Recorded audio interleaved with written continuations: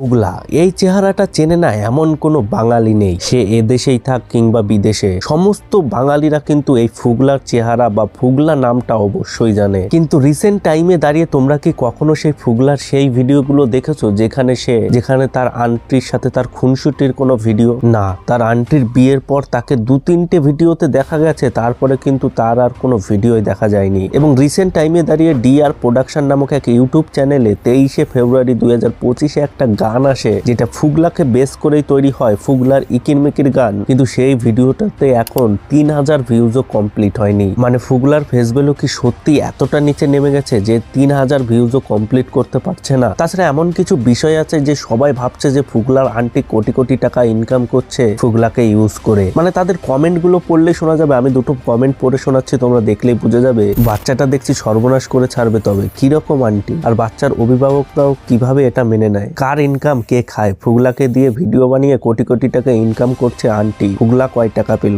এরকম কমেন্ট কিন্তু প্রায়শই এদিক ওদিক ঘোরাফেরা করে। আর আজকের এই ভিডিওতে মেনলি দুটো প্রশ্নের উত্তর খুঁজে বের করার চেষ্টা করব। যেখানে প্রথমে আছে কেন এখন রিসেন্ট টাইমে ফুগলার ভিডিওতে ভিউজই আসে না, এবং দ্বিতীয়ত তাকে কি টাকার জন্য এই সোশ্যাল মিডিয়ায় আনা হয়েছিল। সবকিছু বিস্তারিত ভাবে আলোচনা করা হবে আজকের এই ভিডিওতে, তাই ভিডিওটা শেষ অবধি দেখতে থাকুন।